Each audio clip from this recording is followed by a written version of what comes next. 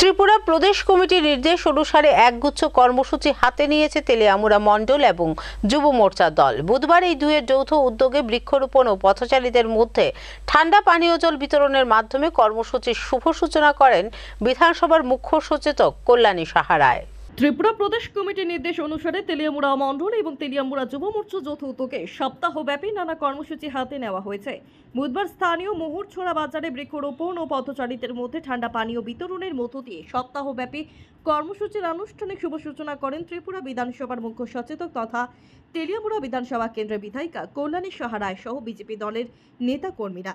এদিনের এই কর্মসূচিকে কেন্দ্র করে যুব মোর্চার কর্মী সমর্থক থেকে শুরু করে বিজেপি দলের কর্মী সমর্থকদের মধ্যে ব্যাপক উৎসাহ উদ্দীপনা পরিলক্ষিত হয়।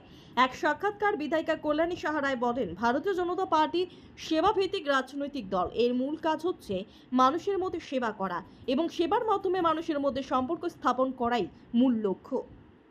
আমরা তেলিয়ামুড়া যুব মোর্চার উদ্যোগে মোহরছড়া বাজারে আমরা ঠান্ডা পানীয় পথচলতি মানুষ, ব্যবসায়ী বৃন্দ, বাজারে সবাইকে যারা তৃষ্ণার্ত তাদেরকে আমরা আজকে শরবত দিচ্ছি।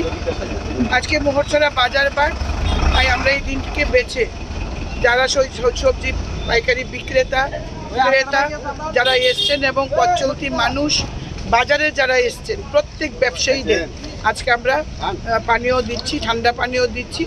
প্রত্যেকের মধ্যে একটা বিপুল সাড়া এবং আমাদের কর্মীদের মধ্যেও বিপুল সাড়া। যুব মোর্চার প্রেসিডেন্ট রয়েছেন, ভাইস প্রেসিডেন্ট রয়েছেন, আমাদের পঞ্চায়েত সমিতির চেয়ারম্যান, পঞ্চায়েত সমিতির সদস্য, স্ট্যান্ডিং কমিটির চেয়ারম্যান, এগ্রি স্ট্যান্ডিং কমিটির প্রত্যেকেই রয়েছেন, আমাদের প্রধান উপপ্রধান থেকে শুরু করে প্রত্যেকেই রয়েছেন এবং মহিলা মোর্চা রয়েছেন। আজকের এই অনুষ্ঠানটাকে সাফল্যমণ্ডিত